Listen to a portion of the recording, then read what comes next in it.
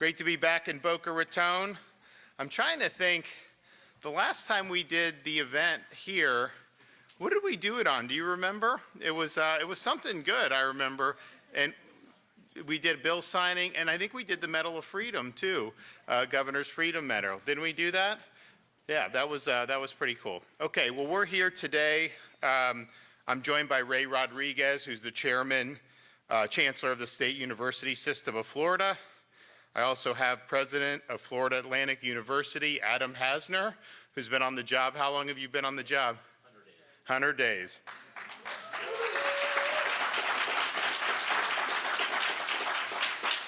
days. Chairman of the University of South Carolina Board of Trustees, Thad Westbrook, is with us today, and they get appointed by the legislature to be on those boards, which is probably more treacherous politically than getting appointed by the governor.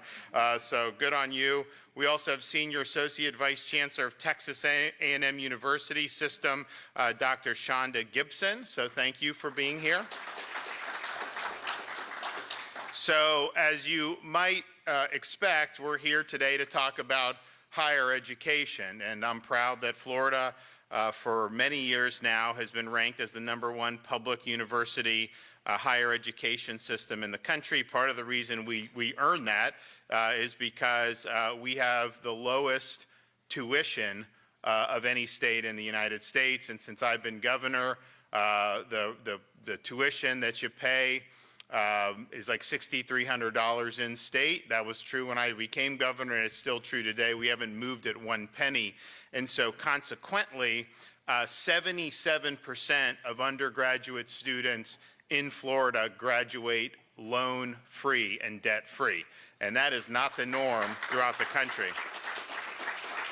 And the percentage continues to increase year over year. I mean, part of it is just the fact that, $6,000 isn't what it used to be, right? I mean, it used to be more inflation, all this stuff. So we've held the line, even as there has been overall inflation, and I think everybody knows in the last 30, 40 years there's been massive inflation in higher education, where we've had a lot of students around the country end up going deep into debt, and they graduate, and some of them end up in programs with degrees that are not worth very much, and they're really in a tough spot. So it's the opposite in Florida.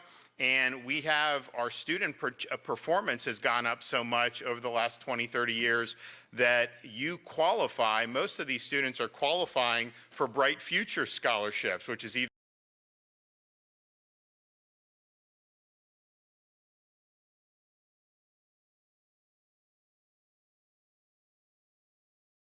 and the expenses, that's manageable if someone wants to work a part-time job or something. I mean, I did that a lot when I was coming up. So that's important, and we're really proud of that. We want to make sure that people can do that. We also have seen what's happened over many decades where some students are told you're not going to be successful unless you get a 4-year degree. That's not true. There's a lot of pathways other than a 4-year degree. So while we're proud of what FAU's doing here in Boca, we're proud of what FIU's doing in Miami, USF, I was there yesterday in Tampa, it's great. And that's a great pathway for a lot of people, but that's not the only pathway. And it's not the best pathway for some of our students as they mature through secondary school. And so we've really put an emphasis on workforce education. So we've more than doubled the apprenticeships that are available in the state of Florida. We have programs even now in middle school for vocational education. A lot of our high schools are doing really, really well, and students are actually graduating high schools in Florida with certifications in things like HVAC and electrical. Guess what? They're going to get hired when they have those types of skills. So there's more than one way to go about it, and we're not telling you you've got to do this or you've got to do that, but what we are saying is that it's wrong if someone's telling you unless you get a 4-year degree, you're not going to be successful, because I think a lot of people that got pushed that way over the last many decades, a lot of them didn't even end up getting the degree, right? So you go, you take out debt, you toil for a few years, you don't get the degree. Well, you could have just started debt-free right out of high school and been better off at that point.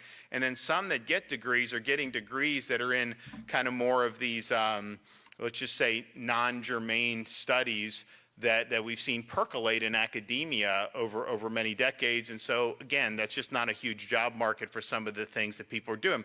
So this is a great pathway, and we're really, really proud of it. We also, and I think a lot of people have seen what's happened on our university campuses since October 7th of 2023. It really exposed, I think, a soft underbelly of higher education, things that there was rot in the system for a long time. It wasn't just October 7th that caused it, but I think that revealed it in ways when you see things like Columbia University being overtaken by these Hamas demonstrators.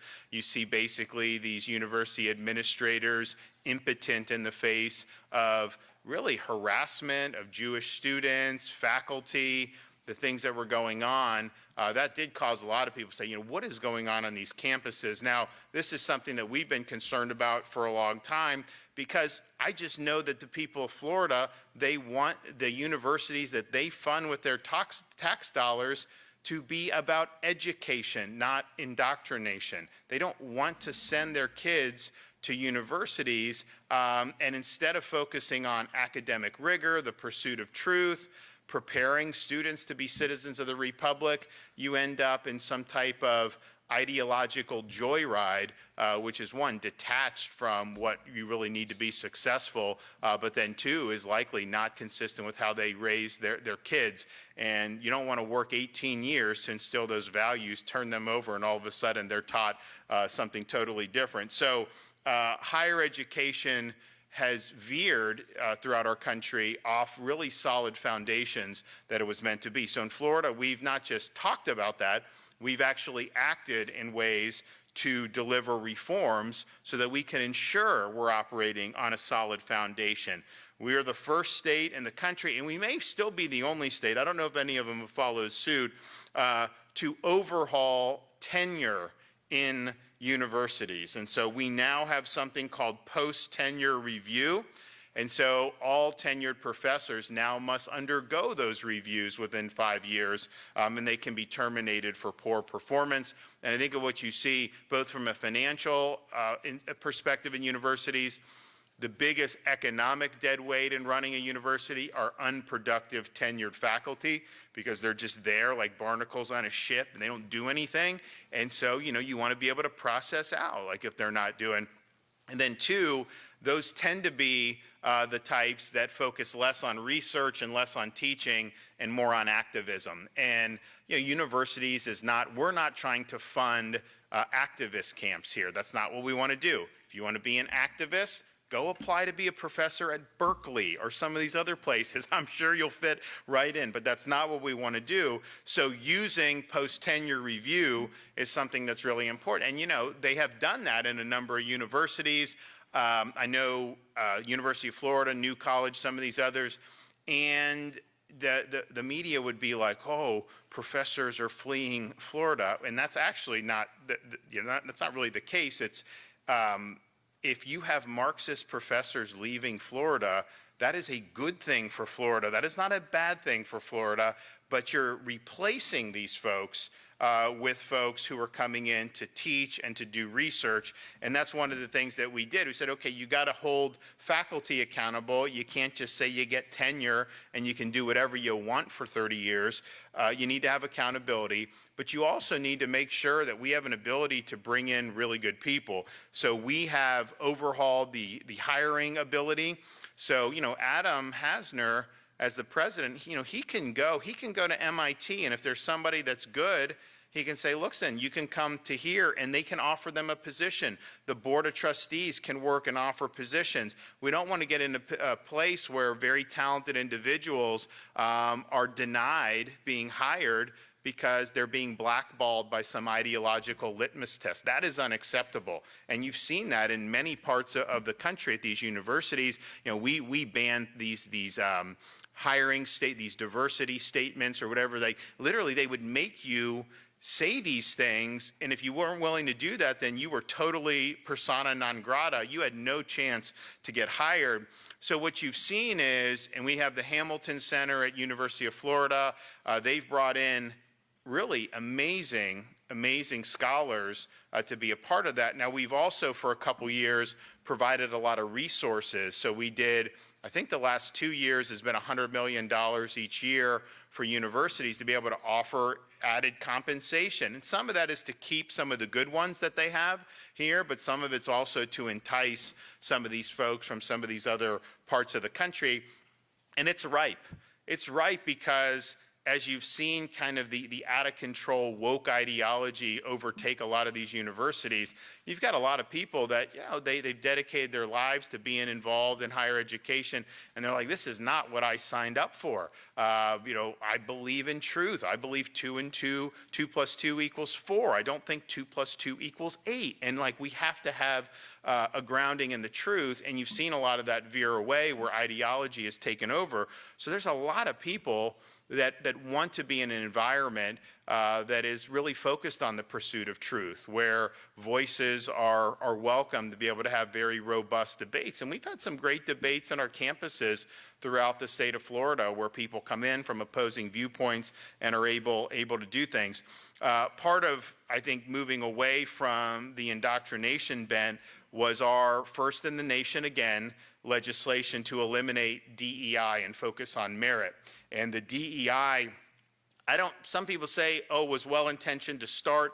I don't really know because I wasn't involved in that, but I can tell you how it was practiced was contrary to, I think, the values that we want to uphold, which is merit, achievement, people being treated on the basis of their abilities, not being divvied up by things that are not pertinent to their aptitude.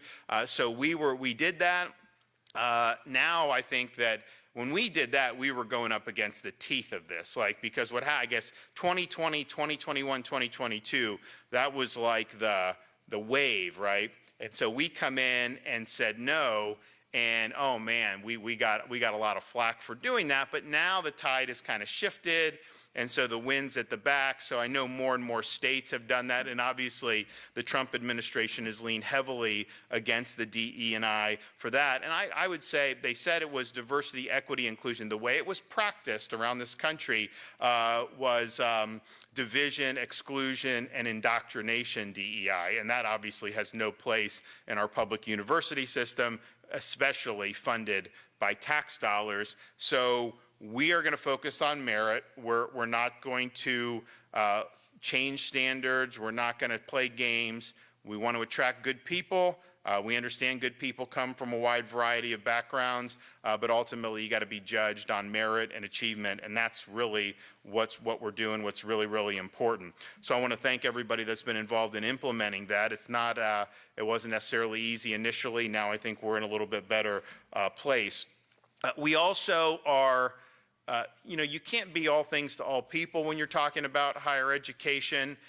So much of higher education in the last many decades in this country has embraced just whatever the latest ideological fad is. And so you see some of the courses that are offered and things that are just, different from what had been the core of a classical education and, classical liberal arts. As much as we talk about STEM and engineering, math, it's all important, but really classical liberal arts is something that can really help prepare people to understand things, to think sharply, to think clearly.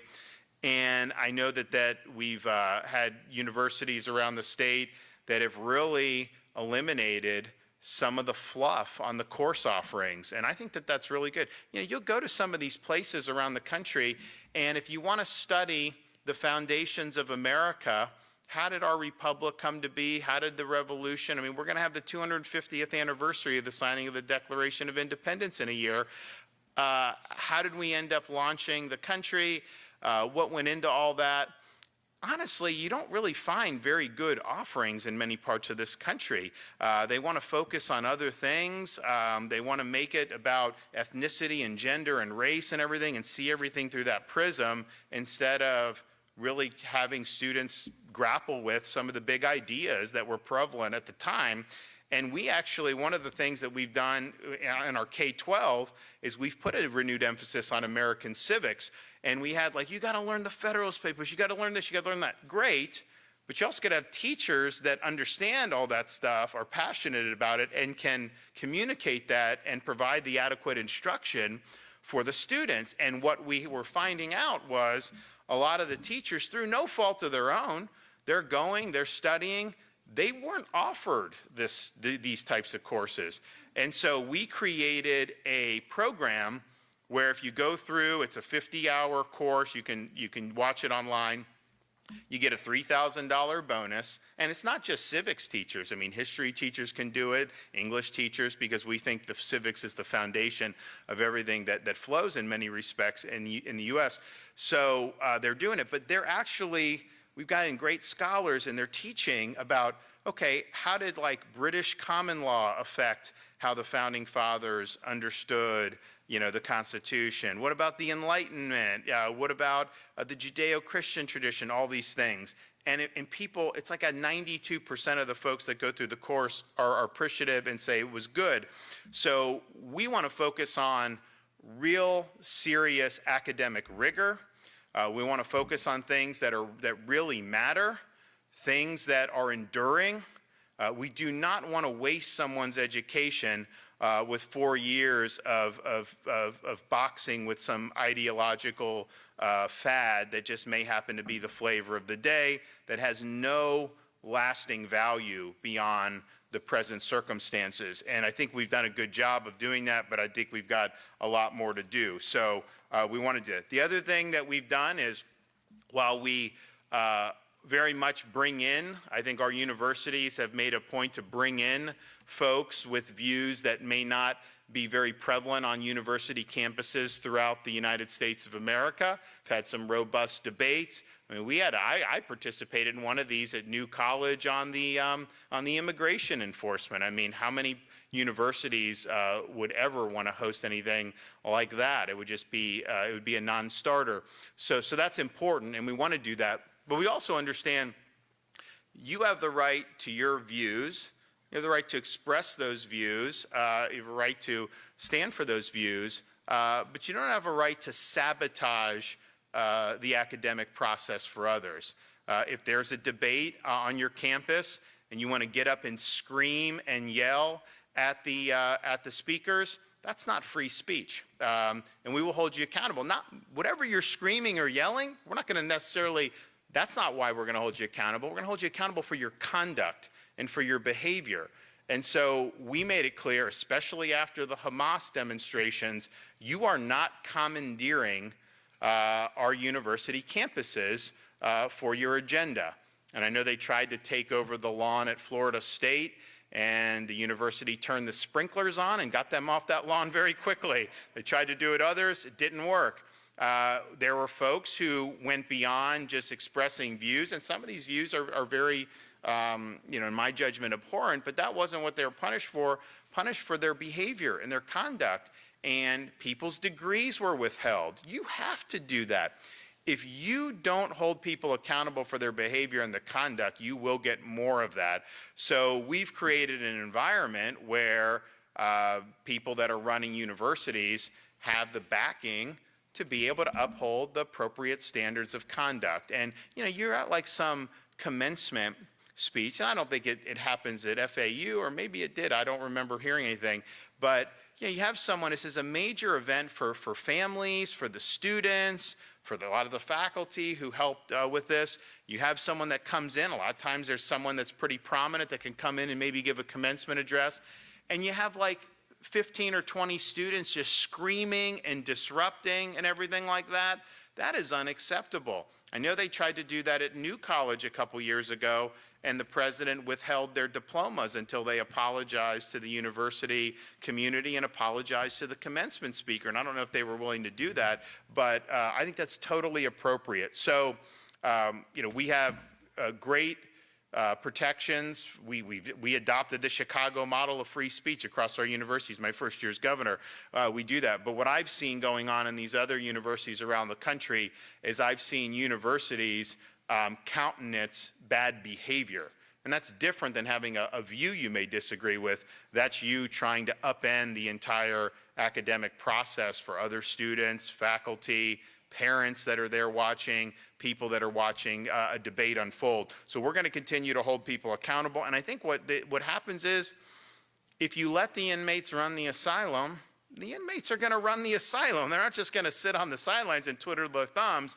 But if you uphold standards of conduct, then a lot of times it's just not worth sacrificing a degree or having some type of punishment for this behavior.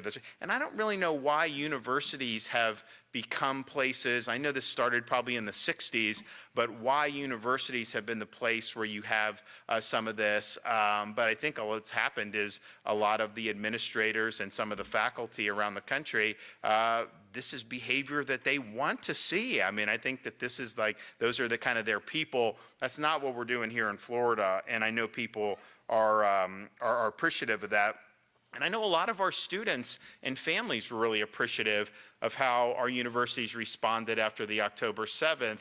The fact of the matter is, you know, you were safe in Florida as a student, as a Jewish student, but even as any student, you were safe. There was never any possibility that we were going to allow any of our universities devolve into like a Columbia University. It just wasn't going to happen. And people will point to Florida and they'll say, yeah, you know, Florida, you know, you're lucky you go to Florida because that didn't happen there. But it's not luck. It's just the fact that people know any president of a university that would allow their campus to devolve into a Columbia in the state of Florida would no longer be a president of a university in the state of Florida. I mean, we would have very swift accountability because our leaders need to lead and they need to do what's right. So there's a lot that's gone into higher education over the years. We're really leading the country. I mean, like we do in almost everything, but on this, we've really been, I think, ahead of the curve. We were engaging in this when nobody was talking about it, and a lot of people just thought it was a lost cause.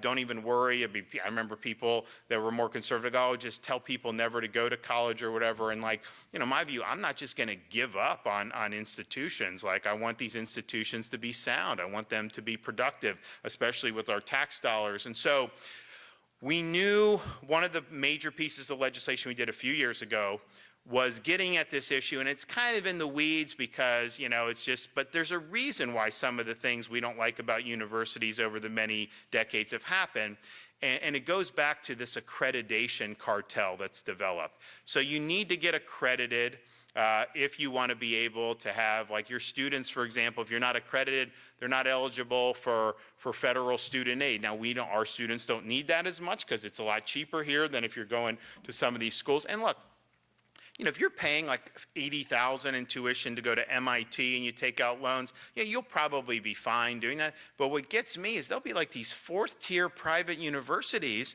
They expect you to take out hundreds of thousands of dollars in loans, and then you get a degree that's not worth the paper it's printed on. I mean, that is a huge problem. So you have this accreditation where you got to go through it, and it's not just undergraduates, it's also law schools, medical schools, and all these things. And who are these accreditors? Did you elect any of these accreditors to anything? No.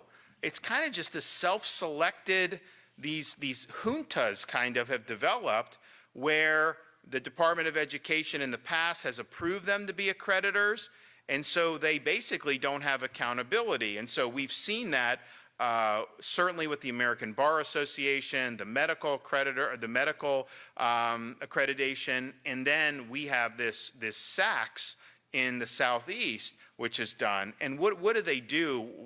Part of the reason the university have done what they do is because the accreditors are telling them they have to do these things.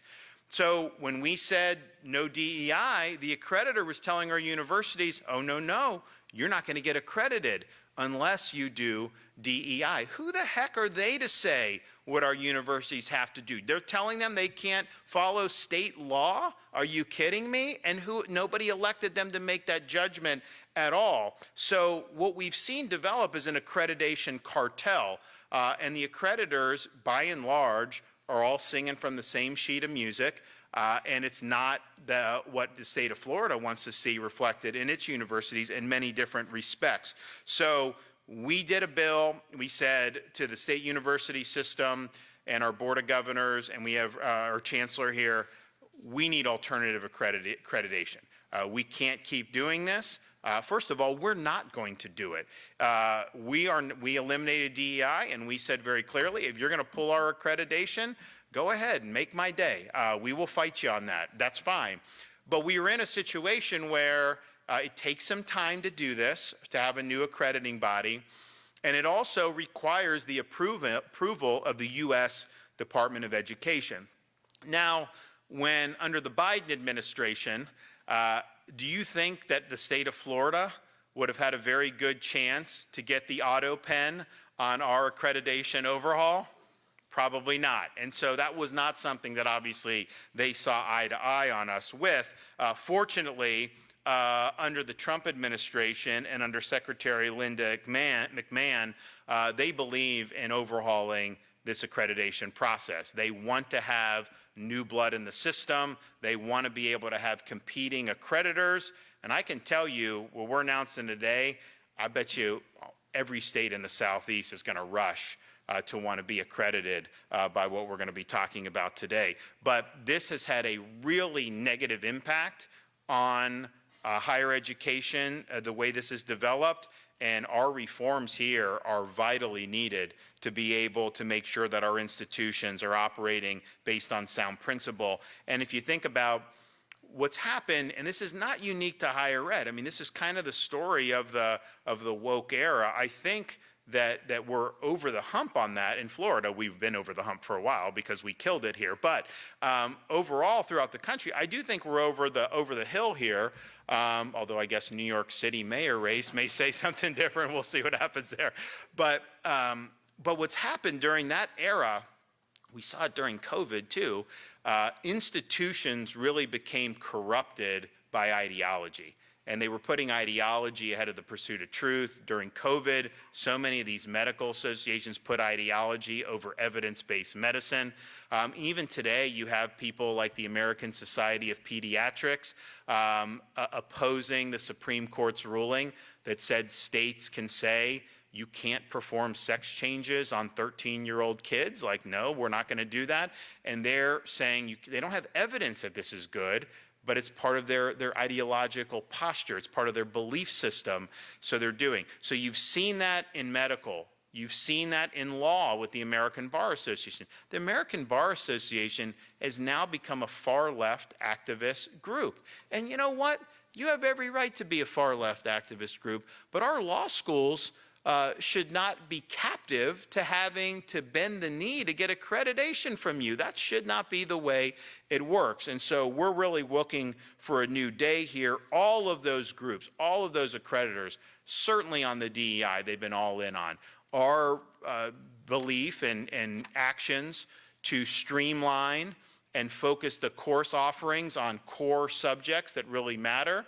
The accreditors fight us on that. You know, they think that you need to have all these kinds of esoteric studies that are just not part of what a classical education is all about. So there's one thing after another that we have to do and we have to fight against. And so now we have the possibility of having a new day. So today, the legislation that we did a couple years ago was important. We have worked on kind of plowing the ground to be able to get into position to move forward in a way that we could have success.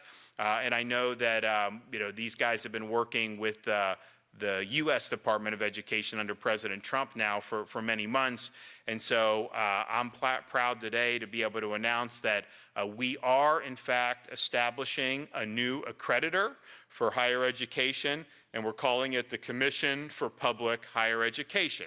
So this endeavor will introduce a new accreditor into the marketplace. It'll upend the monopoly of the woke accreditation cartels, and it will provide institutions with an alternative that focuses on student achievement rather than the ideological fads that have so permeated those accrediting bodies over the year. Now, this commission is a consortium of higher education systems from several states offering a new accreditation model. And again, we care about student achievement. We care about measurable outcomes. We care about efficiency. We care about pursuing truth. We care about preparing our students to be citizens of our republic. All those things have played second fiddle, if they were even given any credence at all, under these more prevailing accreditation model. So we will establish rigorous, transparent, and adoptable outcomes-based accreditation standards and practices. This will ensure that colleges and universities meet and maintain academic quality and operational excellence on behalf of their students. This will also ensure that reforms enacted under our tenure, my tenure as governor by the state university system, continue to have an impact for many years to come. So the way this works is we're establishing it. You kind of got to go and actually do it for, you know, some period of time. I think USDOE wants to be quick on this, and so eventually it'll be they will approve this accreditor as a valid accreditor. So if you go, your institution gets accredited by this new accreditation consortium, that satisfies federal requirements, federal law for United States Department of Education. And that's a big, big deal. And it's important that it get done. And one of the reasons why right out of the gate we've been kind of working with the Trump administration on this is we need this and other competing accreditors. We need these things approved and implemented during President Trump's term of office.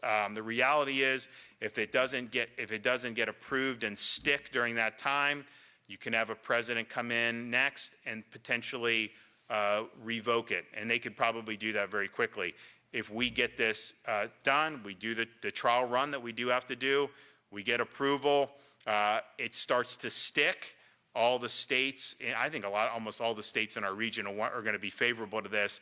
Then you could develop a track record. Then it's almost impossible for a future federal administration to try to upend the apple cart. So this has been a long time coming. Obviously, we didn't really have the prospects of launching anything like this successfully during the Biden years, but it's a new day, and I think this is going to make a big, big difference. And the thing about it is people ask me, well, what's wrong with the universities? Why does Harvard do this? Why did Columbia, all this stuff? And this stuff didn't just happen by accident. There's incentives that have been built in for many years that have shaped the type of outcomes that we're seeing and the behavior that we've witnessed, and the accreditation cartel has been a big part of that. And it's not something that gets a lot of headlines. It's not something that a lot of people follow. But I just think it's wrong to have a bunch of folks that nobody put there. I don't even know how they get in these spots, but they exert all this power over our educational institutions. And so that stops today. Florida and our neighboring states, our sister states who are joining us in this effort, we're going to have the last say on that. So thanks everybody for this. It's a great announcement. We're going to hear from a couple other folks. So Ray, why don't you come up and start us off?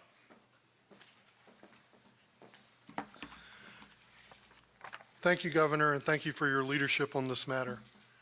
I am proud to join an elite group of 5 other public university systems to establish the Commission for Public Higher Education.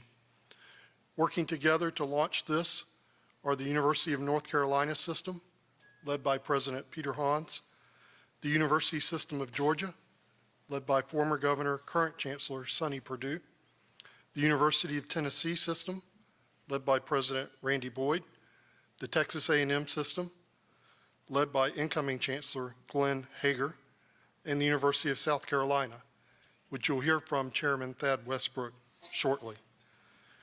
Over the last 2 years, the Gallup survey has revealed that only 36% of Americans have confidence in public higher education. Gallup revealed the reasons for this decline of confidence were threefold: a belief that our institutions were focused on political agendas, indoctrination instead of education. Number 2, that our institutions had the wrong focus and were producing worthless degrees that did not lead to jobs. And number 3, the ever-increasing cost and spiraling student debt.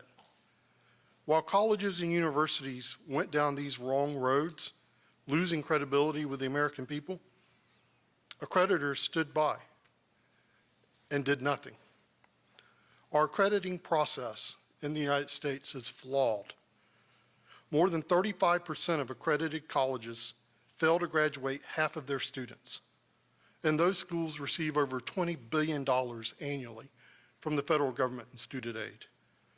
At least a third of the graduates from more than 900 accredited institutions earn less than 150% of the federal poverty line. That's around $19,300. In our current accreditor, SACS, COC, there are nearly 50 four-year nonprofit colleges and universities that have a four-year graduation rate of 20% or less, and yet they're still accredited. After analyzing the financial benefits from attending college relative to cost, a recent study found 31% of students are enrolled in a program with a negative return on investment. Studies have found that less than 3% of accreditor actions involve penalizing an institution due to poor student outcomes or academic programming. A more recent analysis by Stig Leshley of the Post-Secondary Commission reviewed 10 years worth of data from 2012 to 21 of the 7 largest accreditors and found they issued just 107 disciplinary actions that touched on academic quality. In contrast, during that same period, those 7 accreditors issued 11,000 disciplinary actions related to concerns of governance, compliance, or finances. How does this happen?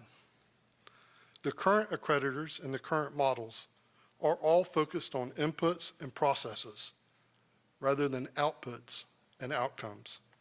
Too much time and effort is spent checking the compliance box and managing the minutiae of bureaucracy with very little focus on real, actual academic excellence.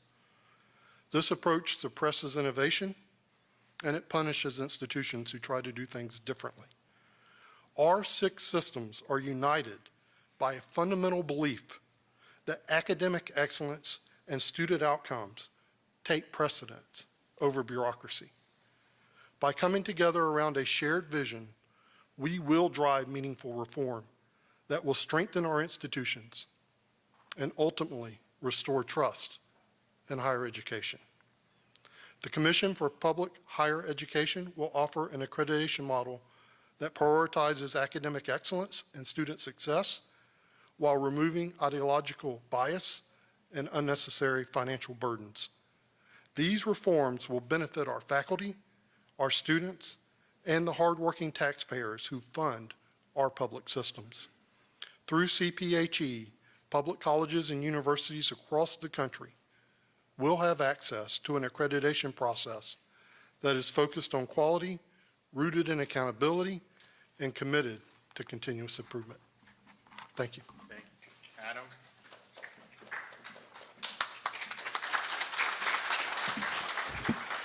Thank you, Chancellor. Governor, on behalf of the entire Florida Atlantic University community, not only do I want to welcome you to Boca Raton, but I also want to make sure that you send back the very best wishes for a happy birthday to your wife, the First Lady, Casey DeSantis.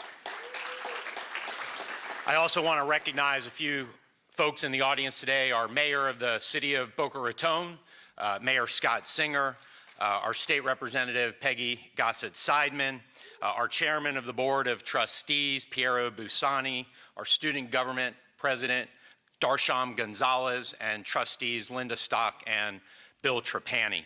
I would tell you all, as a university that is founded with the mission to cast aside the ivy trappings of higher education and with a school motto of where tomorrow begins, this is an appropriate setting to launch the new Commission for Public Higher Education. And we are honored to host today's announcement as our state joins with a coalition of other success and reform-oriented states in creating a better way for higher education accreditation, one designed to transform the future of public higher education and build stronger, more accountable public universities. And while I may be new to this role, I join the other university presidents in recognizing that this change is long overdue for the advancement of all public universities and the students that we serve. It is time for an accreditation process that prioritizes performance over process and helps to ensure high-quality education and learning environments while creating accountability for student success and career pathways. Competition and transparency in the accreditation process should be welcomed, along with the implementation of a streamlined process that doesn't overburden institutions like ours with unnecessary costs and reams of red tapes and requirements that do not align with the mission of the modern public university.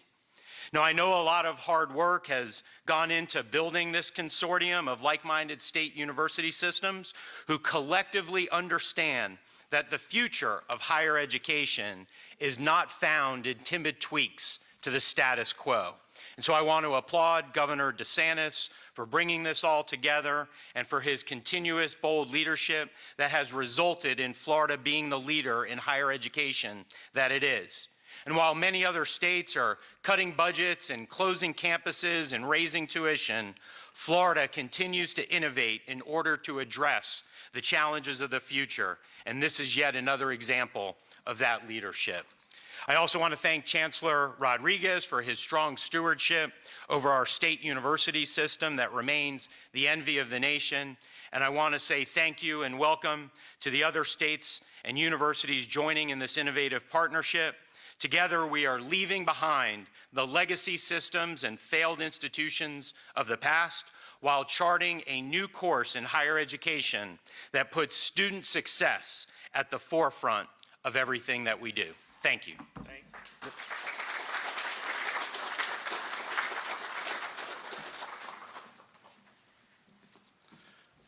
Good morning, everyone. I first want to start by thanking Governor DeSantis for your leadership. I want to thank you for your leadership in leading higher education in Florida and working together with other states to make changes in higher education. This is an important moment for us in America and higher education as we look at opportunities for reform. I want to thank the State University System of Florida and their leadership and the Board of Governors for creating this new entity. I want to thank the other partner university systems who are participating in this collaborative effort. We're very proud to join each of you, and we want to say thank you to everyone who's put work into this new endeavor. At this moment, for us in higher education, we want to make the important changes that need to be made, that have become evident over the last several years, where we are recommitting and refocusing on students. We're refocusing on our mission to serve students, to educate students, and to develop knowledge through research. That is our mission. It is not our mission to be involved in culture wars or political activity. It is our mission to focus on our students and student outcomes. I also think it's important for higher education to demonstrate to taxpayers why they should invest in institutions of higher learning. It is their dollars that we're using to educate students, and it's important that we demonstrate to them why we are of value to their communities and their states. And we do that by demonstrating that we can make important changes, by demonstrating that we can be innovative, by demonstrating that we can work together and collaborate to help all of our students. So this effort to create the commission to reform accreditation in America is an important one. It's part of that dialogue that we should have with taxpayers to demonstrate that we can make important changes and that we can do our job to serve our students and fulfill our mission in a very responsible and efficient way. I believe that this commission will do just that in leading changes in accreditation, and I think America will benefit from it. So thank you again, everyone, for your work on this. Thank you again, Governor, for your leadership. Thanks. Appreciate it. Well, thank you. Hey, you live in Columbia? Is that? Oh, okay, yeah. Beautiful campus. I've been there a few times. We really appreciate it. And President, what do you have in the budget? I'm looking at it. Is there any last-minute pitch? Yeah, we're $10 million in PICO to build a new multidisciplinary health services building to grow our College of Medicine and College of Nursing, and $10 million in non-recurring operational support that we plan to invest in non-recurring programs and investments to grow our research platform. Okay, what do you think? Approve or not approve? All right, we'll approve it. All right, so we'll do good on that, and no red pen on that. And What do you have, what's your biggest one? Those are your most important ones? Okay, well, we'll do that for sure, yeah. And the pedestrian tunnel under Spanish River Boulevard to benefit the students. Spend it, how much is that? About just under $1 million. Okay. And and you, that's a TED project, I guess? That's an approach. There's no crossing for students on Okay. or on foot. All right, well, my guys, flag that and I'll go look back. I'm probably going to be supportive of it. I don't remember it. I'm kind of going through all this. And so, you know, we signed one of the bills, you know, coming in. We've been signing different stuff. And, you know, I hand out the blue pens whenever we sign. We're at USF and we did a couple great bills on mental health. Hand out all the blue pens. And it's got, you know, the seal of the state of Florida. It's got my signature. We also have red pens with the seal of the state of Florida and my signature, and those are veto pens. Now, sometimes people want the veto pens, right? Because if there's something policy that's bad and you don't want it, then you do it. And I know a lot of taxpayers appreciate some of the times we wield that on appropriations, but our universities typically don't want the red veto pen on any of the appropriations. So, but we'll make sure to help out FAU and really appreciate everything that you guys are doing. And, you know, the state of Florida is obviously strong. We got, you know, incredible momentum. And our higher education system, I think, is an important part of that. And so I'm just pleased that you can grow up in Florida, you can go to high school here, and you can get a high-quality education without having to go deep into debt or even go into debt at all. And that's really, really important. As a guy that when I was younger was really scrapping to work this job. And I think it's good. It made me better. But I mean, you know, we took out loan, we did stuff.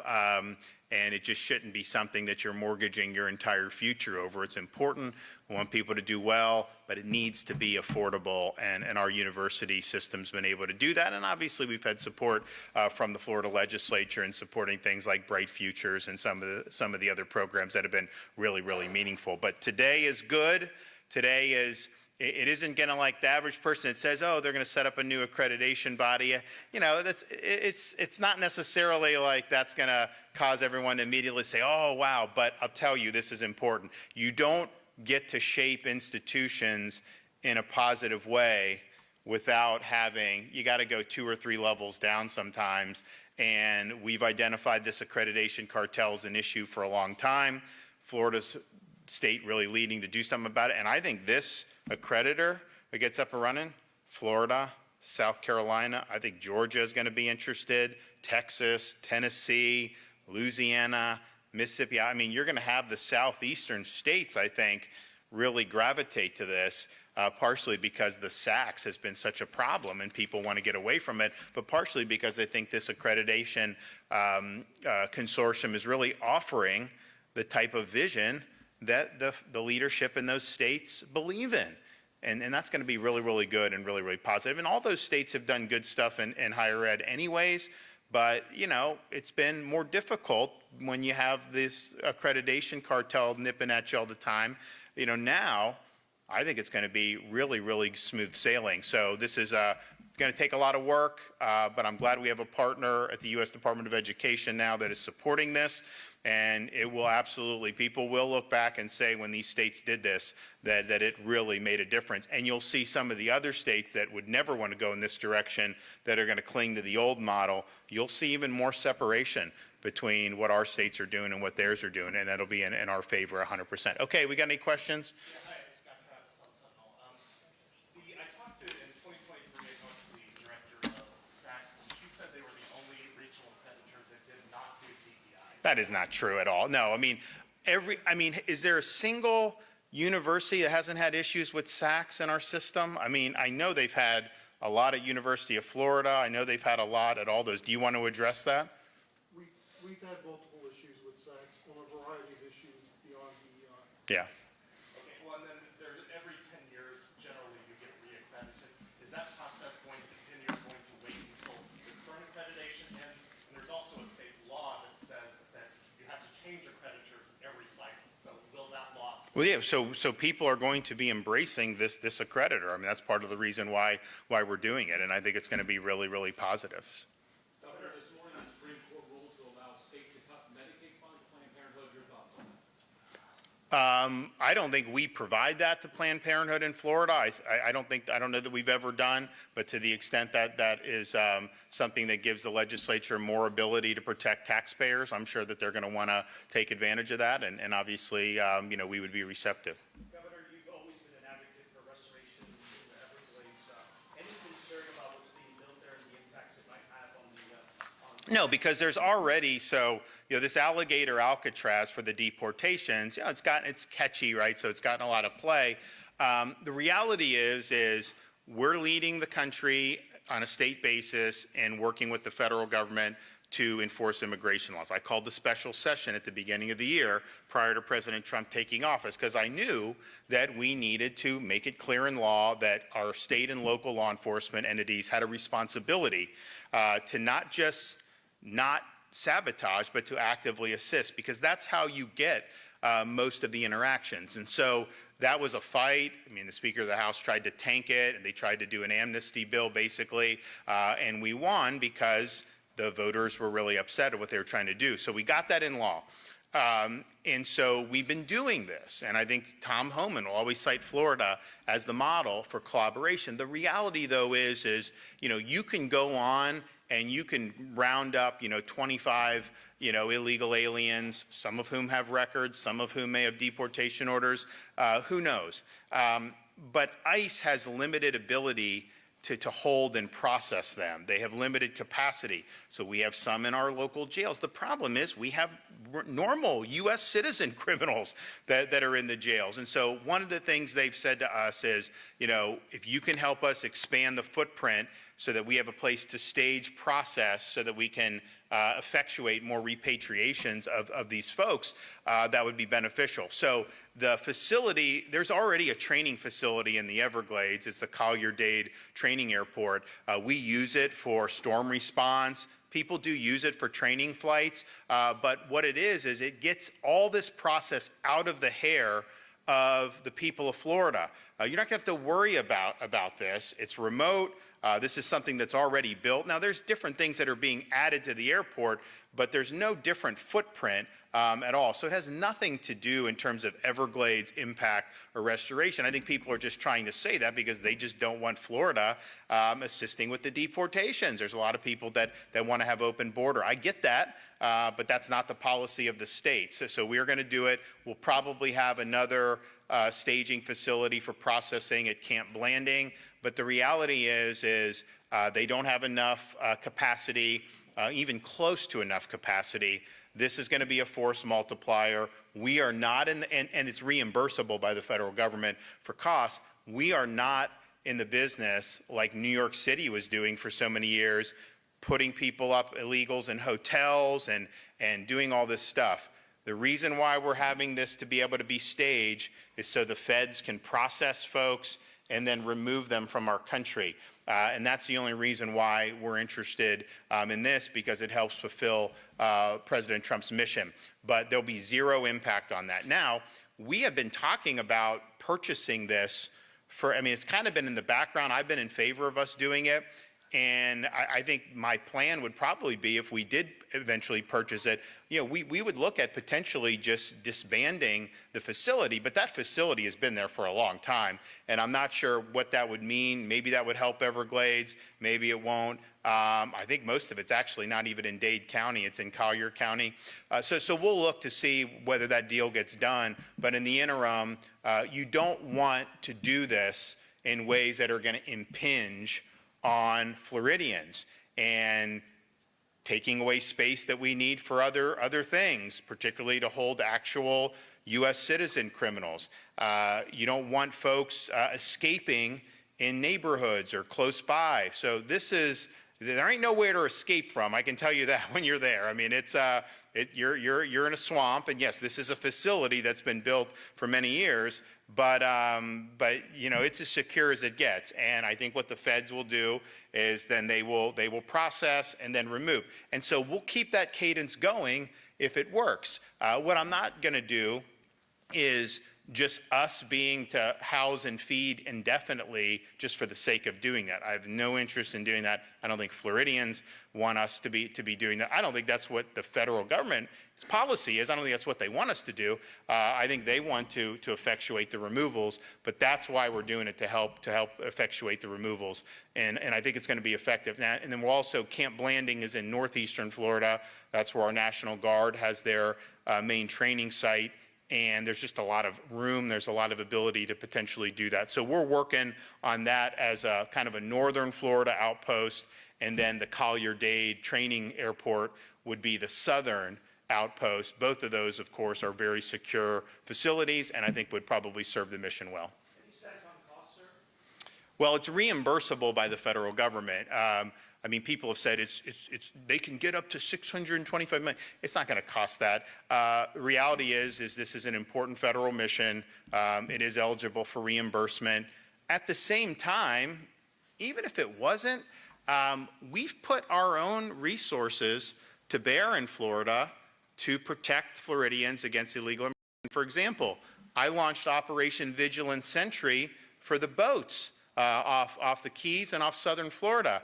You'd have boats coming in from Haiti, from Cuba, from the Bahamas illegally, and the Coast Guard's job is to stop. But what happened, and they do a good job, but Biden did not have enough Coast Guard ships. So we supplemented with our vessels, FWC, other agencies, and I think it's probably now been in effect for close to 2 years, a year and a half.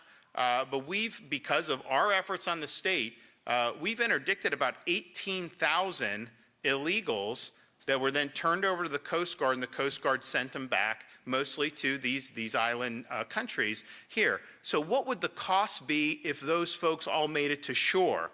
Forget about even the crime, although when you stop these people, you are finding in some of the boats firearms, contraband, all this other stuff. 100% you're finding that in a lot of instances. But put that aside, just being a public charge, how much does that cost the citizens of Florida? How much does it cost our schools? How much does illegal immigration cost our schools in terms, because the U.S. Supreme Court has said if someone's illegal, in the U.S., you still have a right to go to public school on taxpayer dime. I think that decision was actually not rightly decided, but that's happened in the 80s. And so what about space in schools, overcrowding? What about all these things? What about our criminal justice system for folks that do get in trouble with the law? That adds cost. So this is reimbursable by the feds. We obviously, submit that and get reimbursed. But what we've done to fight illegal immigration, some of the things that we've done over the years and continue to do, to me, that's a good use of funds, because what people will say is, oh, well, just let the feds do everything. And the reality is, under Biden, the feds weren't doing anything. So I had to step up to do that. Now, under the Trump administration, they are doing all that they can, but they don't have enough resources right now to fully effectuate the president's policy. So we're stepping up to do that and to be a force multiplier. But I can tell you, we will save money in the state of Florida if you have no illegal immigration. I mean, that is just 100% true. It does impose costs on our communities. So I'm glad that DHS has signed off on this particular endeavor. I think it's important. Our legislature did provide a few $100 million at the beginning of the current calendar year for our sheriffs and some of the others to deal with it. And I think the one thing is just having a space to process, detain people so that you can stage them to be able to send them back. That's really kind of the main currency that people are looking for now. So we're in a position, with our Division of Emergency Management, I mean, we can set this stuff up quicker than anybody. You've seen it over the years. Obviously, on our hurricane response, you guys haven't seen it as much because they've all been hitting the West Coast. And hopefully, for your sake, that doesn't show. Hopefully, nobody gets hit. But when they get in the Gulf, it's got to hit something, right? I mean, that's the problem. When it comes in the Atlantic, a lot of times they ride the coast or go up. And so sometimes, you know, the East Coast, I think, has been considered to be a little bit more resistant, knock on wood. But when we're preparing for hurricanes, I mean, at a moment's notice, you know, we're there. These counties will be, hey, can you do this? It's there, it's there. We've got a really good, well-oiled machine, and that's been put into practice not just with storm response. It's been put in practice when we launched the monoclonal antibody clinics during COVID. You know, you remember people, they needed treatment. They weren't getting the treatment so we got it. We set up clinics around the state. Honestly, we gave thousands of people got these, and it helped a lot of people. And that was done, oh, you need something in West Palm, all right, the next day we'd have something up and running. That was all emergency response doing that. And yeah, we'd have physicians and the health people that would actually operate it, but to set up and everything, they do it. All the stuff that we've done here on the coast, fighting the illegal immigration. Heck, the transports, Martha's Vineyard, all this stuff, all done through emergency management. So we do really, really well with that, and I think it's going to work really good. But yeah, any sense that somehow like this is going to have any impact at all on the overall Everglades, there's zero impact. Yep. Thank you, Governor, and thank you for being on our campus. It's exciting. Yep. I work here, so I'm really. What do you do? I'm a professor Of what? of communication studies. Oh, good. I'm actually the faculty senate president. Oh, nice. Wonderful to have you. We're excited about our new president. I'm glad you're able to meet with our local leaders. We have so many successes, such upward inertia here. It's fantastic that you're here.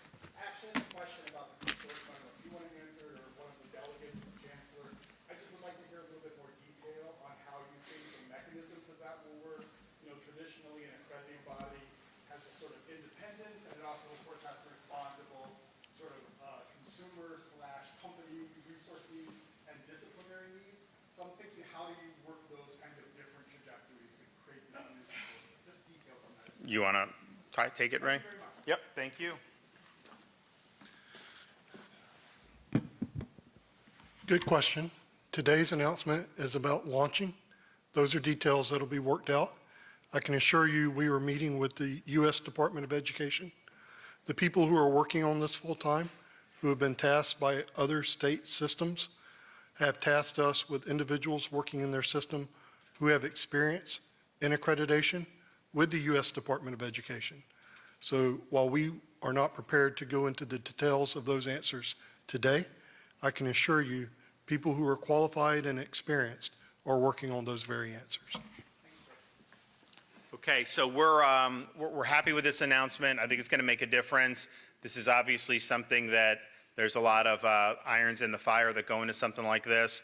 So, but we have great support in Washington, and I know a lot of our states, particularly in this region, that are of like mind, really want to see some positive reforms here. So this will be ongoing. We'll be working on this, and you know, right after the election, I mean, I told Ray, I said, Ray, this is our chance to do it. We're going to be able to get approval for this under the Trump 47. So it's like, we've got to do it. So I'm really grateful. And then we are going through the budget. I think those of you who follow state politics, legislative stuff, we thought we'd get a budget in early May. The fiscal year ends June 30th.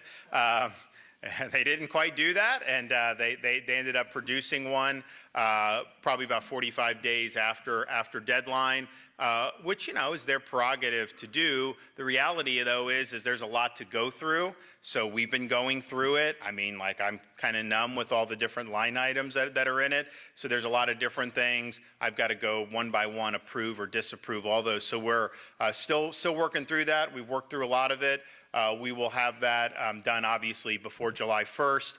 We'll sign the budget and issue any veto. Well, there obviously will be vetoes, so you'll do that. And then we still have some legislation that's outstanding, and we will sign and/or veto the rest of those bills. I mean, I think most of the bills that are outstanding are fit for signature, but there are going to be some pieces of legislation that will get vetoed. So that will happen over the next probably all that will come to head over the next 3 or 4 days.